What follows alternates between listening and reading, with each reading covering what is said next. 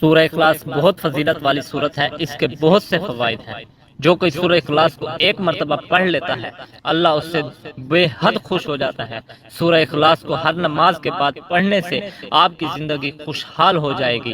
اگر آپ شیطان کے شر سے حفاظت چاہتے ہیں تو سورہ اخلاص کو فجر کی نماز کے بعد 10 مرتبہ ضرور پڑھ لیں، وہ سارا دن شیطان کے شر سے محفوظ رہیں گے۔ سورہ اخلاص بہت برکت والی صورت ہے۔ جنت میں داخلہ چاہتے ہیں تو دائیں کروٹ لیٹ کر 100 مرتبہ سورہ اخلاص پڑھ لیں۔ آج کا عمل آپ فجر کی نماز کے بعد یا مغرب کی نماز کے بعد کر سکتے ہیں۔ جب آپ فرض نماز پڑھ لیں تو اس کے بعد سیدھا ہاتھ اپنے سر پر رکھیں اور قل هو اللہ احد کو 126 مرتبہ پڑھنا ہے، اول و آخر 3 مرتبہ درود پاک کے ساتھ۔ پڑھنے کے بعد اپنے ہاتھ پر پھونک مارے اور پھر سے اپنا ہاتھ سر پر پھیر لیں۔ اللہ پاک آپ کو اتنا رزق دے گا، اتنا رزق دے گا کہ آپ سے سنبھالنا مشکل ہو جائے گا۔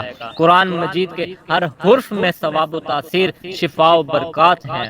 ایسے لوگ جو دنیاوی طور پر کافی پریشان رہتے ہیں، ان کی یادداشت خراب ہو جاتی ہے، سینے پر بوجھ سا رہتا ہے، دل ذرا ذرا سی بات پر گھبرا جاتا ہے، انجانے خوف پیش کرتے ہیں اور کاروبار یا نوکری پر جم کر نہیں بیٹھ پاتے، وسوسے کھائے رکھتے ہیں، اس سے قوت ارادی کمزور ہو جاتی ہے۔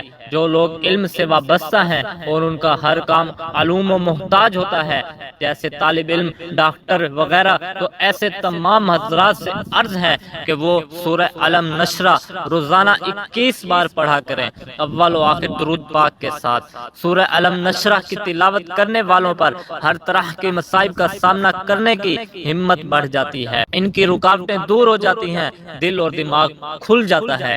دل کے مریضوں کو، دل پر اور ڈپریشن و وہموں میں رہنے والوں کو سر پر ہاتھ رکھ کر روزانہ 11 بار یہ سورہ مبارکہ پڑھنی چاہیے۔